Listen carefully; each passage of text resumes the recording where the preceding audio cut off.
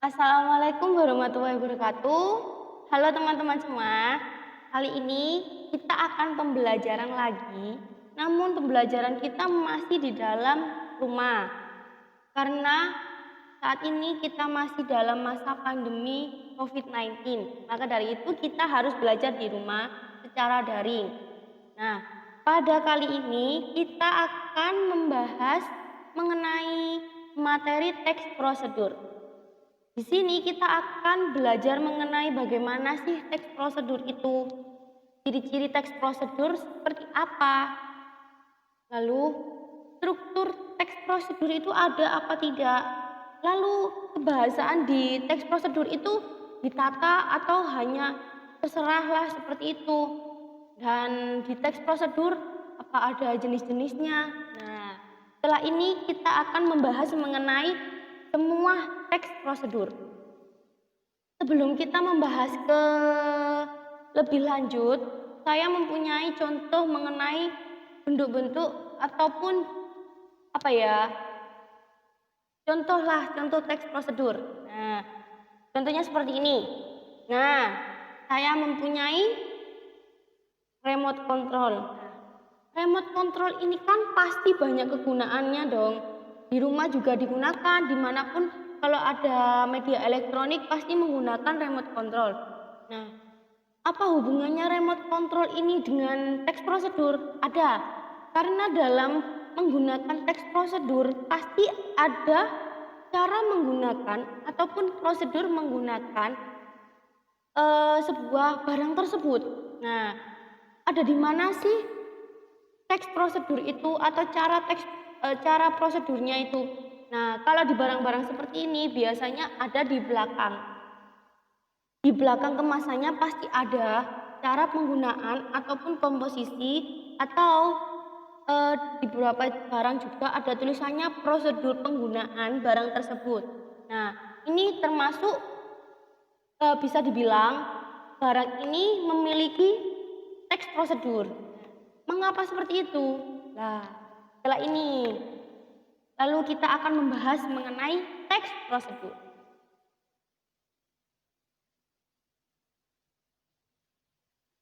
Nah, teks prosedur yang pertama, pengertian teks prosedur. Nah, ini saya mempunyai beberapa gambaran. Yang pertama yaitu gambaran makanan. Apa hubungannya makanan dengan teks prosedur? Pasti ada. Yang kedua, ada mbak-mbak cantik sama di depan layar komputer. Nah, apa ada hubungannya teks prosedur dengan apa yang dihadap dengan mbak itu? Ada. Jadi, pengertian teks prosedur. Teks prosedur itu cara atau teks yang berisi cara mempunyai tujuan tertentu untuk melakukan sesuatu hal dengan langkah demi langkah yang tepat secara berurutan sehingga menghasilkan suatu tujuan yang diinginkan. Contohnya seperti inilah, gampangnya kita di kehidupan ini. Kita akan melakukan suatu hal. Hal tersebut, seumpamanya kita mau menulis. Langkah kita mau menulis itu awalannya gimana? Bagaimana kita mau menulis itu? Nah, berarti kita menulis harus apa? Harus bagaimana langkahnya bisa biar kita bisa menulis. Nah, itulah contoh sederhananya. Yang pertama harus berlangkah. Karena kenapa? Kita kalau urut langkah-langkahnya, urut dengan apa yang udah ditata kegiatan kita ataupun tujuan yang kita inginkan pasti terlaksana dengan baik. Nah, itulah teks prosedur. Kenapa begitu? Iya, karena setiap kegiatan ataupun setiap pelaksanaan apa harus ada prosedurnya. Harus ada tatanannya dan harus ada langkah-langkahnya agar keinginan ataupun kegiatan yang kita inginkan menjadi atau menghasilkan yang benar. Nah, seperti itu. Selanjutnya, itu yang kedua tentang tujuan teks prosedur. Tujuan teks prosedur sendiri itu apa?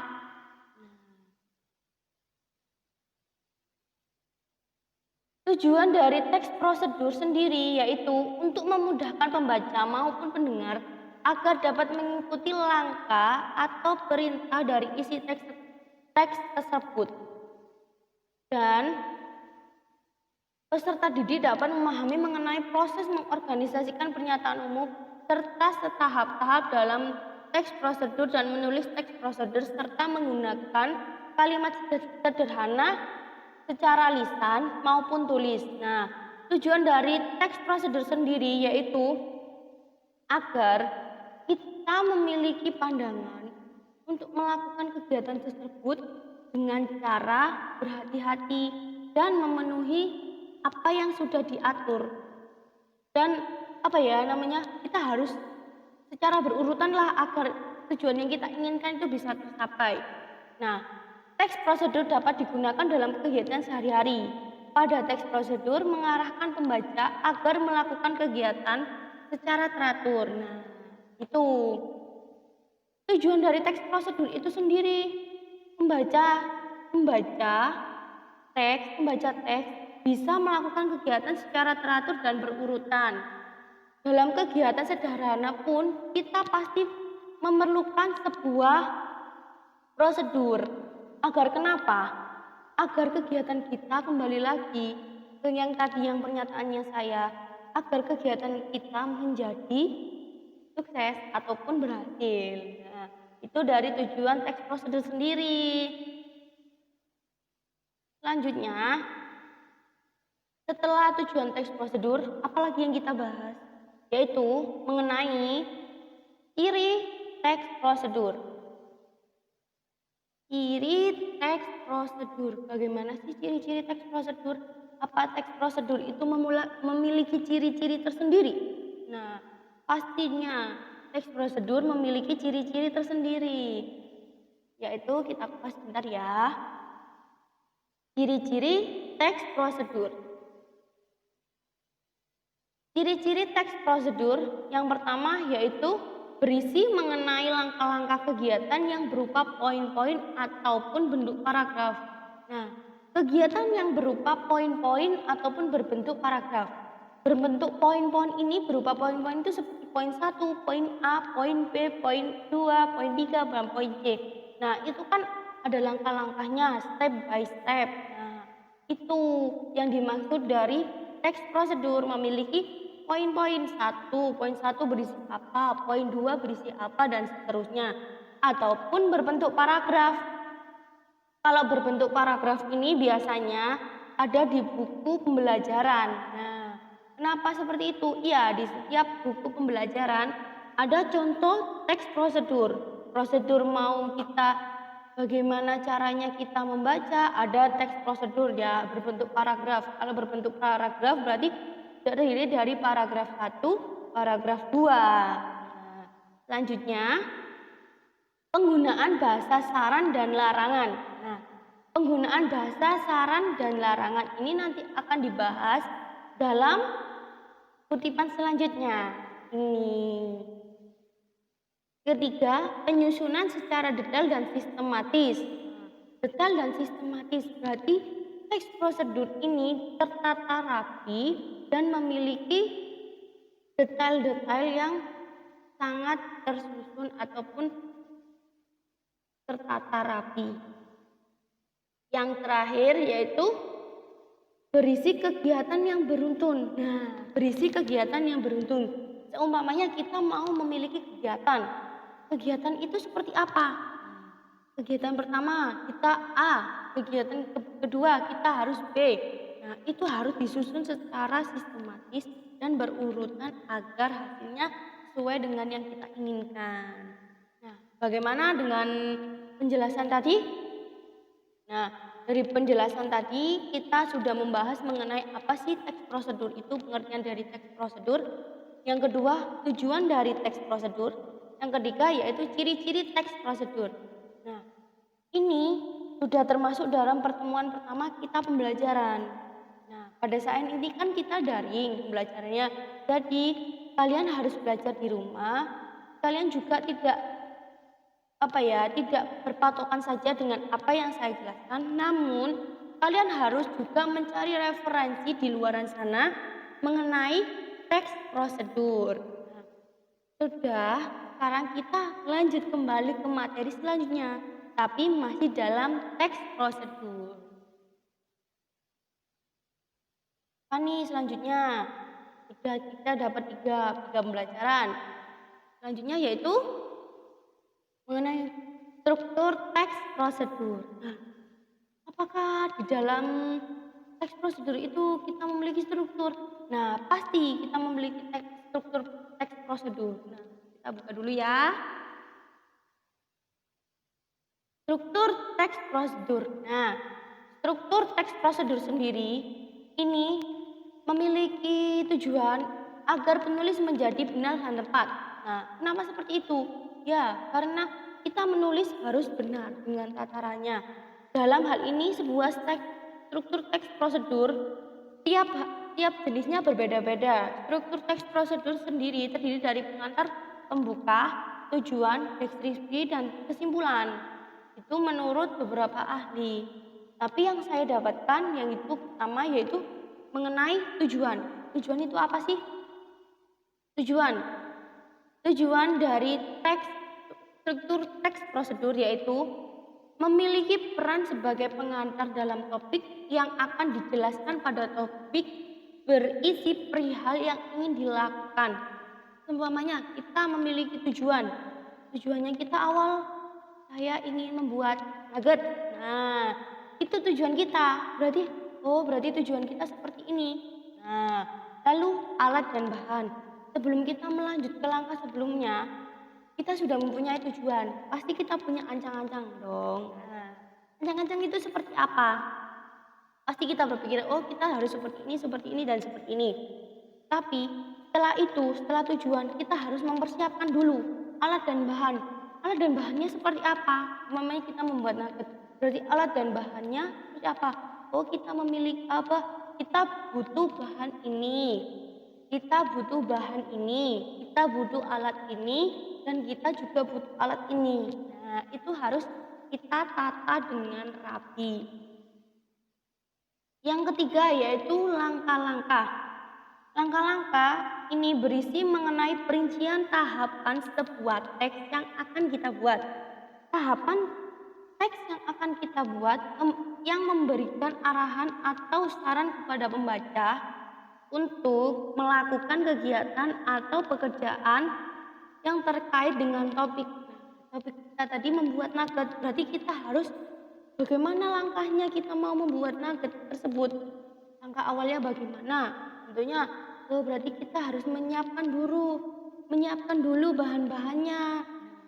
Berarti kita setelah menyiapkan bahan-bahannya, setelah itu langkah selanjutnya apa? Sampai langkah terakhir nantinya nugget tersebut menjadi makanan. Itu langkah-langkahnya harus tertata dengan rapi. Yang terakhir yaitu penutup. Penutup ini biasanya ada di setiap produk ataupun setiap teks prosedur memiliki penutup yang berbeda-beda. Kalau dalam makanan biasanya ada tulisannya selamat menyajikan.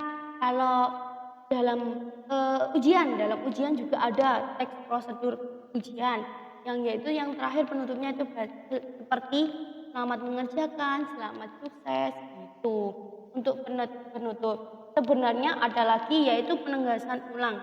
Kalau pada penegasan ulang ini berisi sebuah harapan dan manfaat untuk pembaca yang akan melakukan kegiatan tersebut bisa dijalankan dengan baik dan teliti. Sama saja dengan penutup tersebut, kayak kata-kata motivasi lah, gitu. Jadi, struktur teks prosedur terdiri dari 4. Yang pertama yaitu tujuan, yang kedua alat dan bahan, yang ketiga langkah-langkah, dan yang terakhir penutup atau penegasan ulang. Itu rekan-rekan semuanya. Apa ada lagi lanjutannya mengenai teks prosedur? Pasti dong ada. Tentunya apa ya? Setelah struktur teks prosedur. Apalagi yaitu mengenai kaidah kebahasaan. Kaidah kebahasaan teks prosedur. Pada teks prosedur perlu memahami jenis mengenai sebuah kebahasaan yang akan ditulis. Maka dari itu, kebahasaan pada teks prosedur itu memiliki ciri-ciri, diantaranya yaitu menggunakan kata kerja. Nah, menggunakan kata kerja perintah atau imperatif, kata kerja yang bisa dibantu dari penambahan imbuhan seperti kan, in, dan lah. Selanjutnya, menggunakan kalimat saran atau larangan agar hasil dari kerja tersebut menjadi hasil yang maksimal. Yang ketiga, menggunakan kata takaran yang akurat untuk menentukan sebuah langkah seperti setengah, seperempat, atau 5 butir, 3 butir. Nah, itu. Selanjutnya, menggunakan kata-kata teknik yang berkaitan dengan topik. Yang terakhir dari ciri-ciri tersebut menggunakan pernyataan persuasif. Menggunakan pernyataan persuasif. Setelah itu,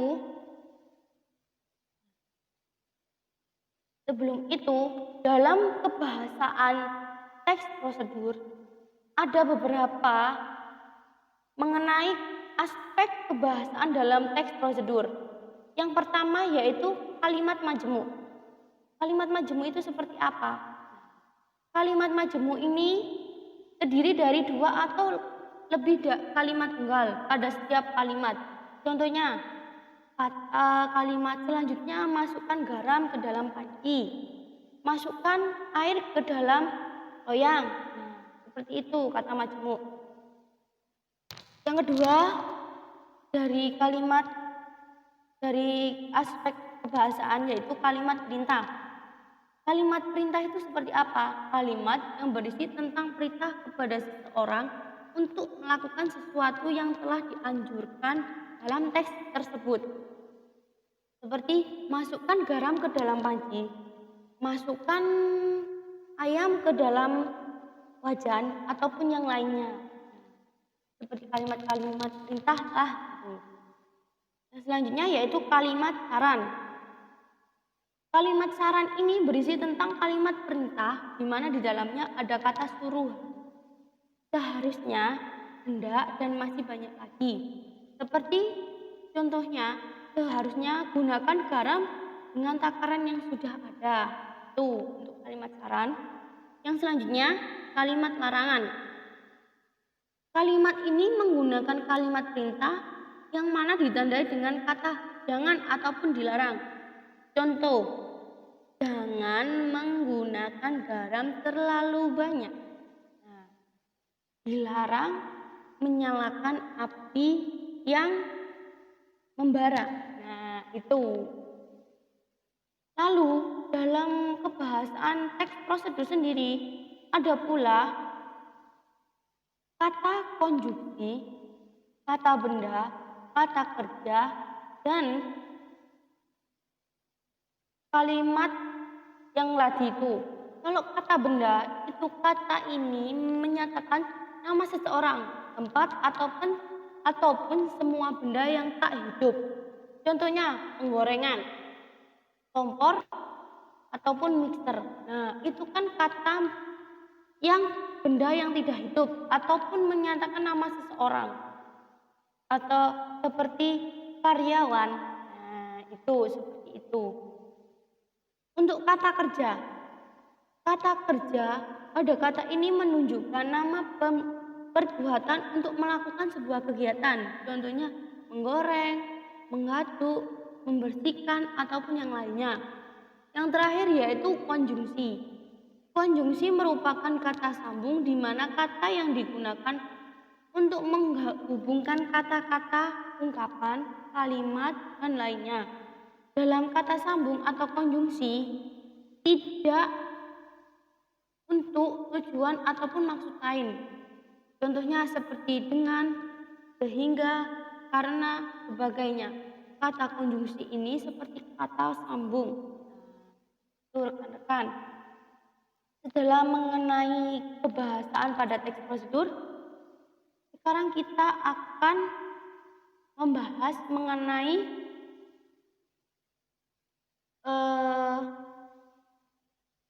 dari jenis teks prosedur.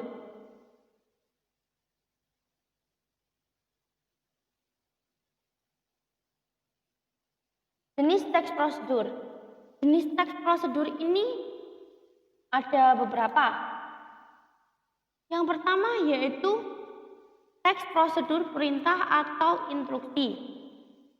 Teks prosedur ini berisikan kata atau kalimat instruksi untuk mengarahkan seseorang melakukan kegiatan yang sudah ada pada setiap langkah. Yang kedua, teks prosedur protokoler.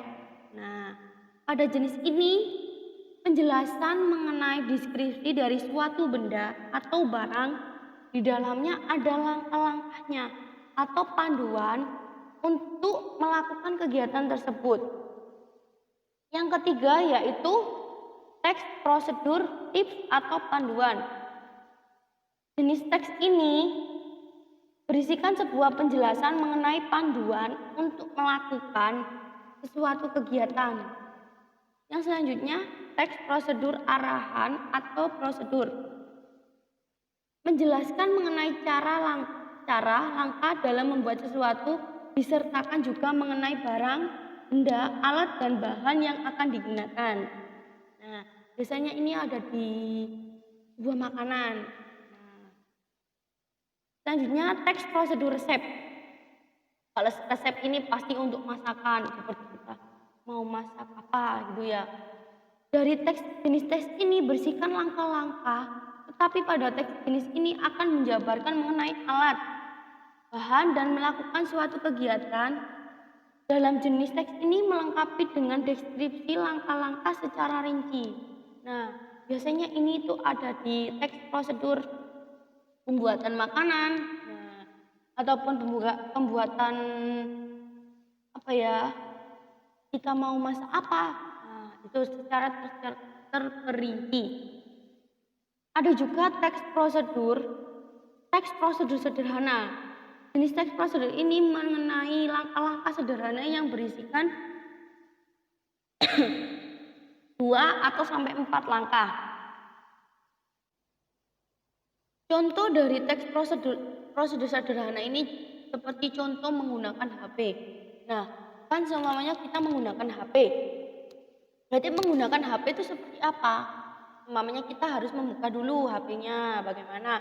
Lalu membuka kuncinya. Kalau kita mau menggunakan aplikasi apa, kita harus membuka. Nah, itulah teks prosedur sederhana yang terdiri dari 2 sampai 4 langkah saja dalam melakukan kegiatannya. Selanjutnya ada teks prosedur kompleks. Jenis teks prosedur kompleks ini berisikan teks yang banyak langkah-langkahnya dalam melakukan kegiatannya. Contoh, seperti cara membuat nasi goreng atau cara memperpanjang SIM. Nah, pada hal ini kan teks prosedurnya harus terperinci agar kita melakukan kegiatan tersebut tidak salah ataupun kegiatan tersebut menjadi apa yang kita inginkan, sesuai yang kita inginkan. Nah, seperti itu. Yang terakhir yaitu teks prosedur protokol. Jenis teks ini berisikan mengenai teks yang setiap langkahnya bisa diubah atau tidak harus runtun. Walaupun berubah tapi hasilnya masih sama. Contoh, dalam kajian teks yang harus menggunakan kompor, tetapi ketika tidak ada kompor, magicom untuk memasak nasi pun bisa digunakan membuat mie instan. Nah, seperti itu. Nah, setelah membahas jenis-jenis dari teks prosedur tersebut, saya mempunyai contoh 1 tentang teks prosedur.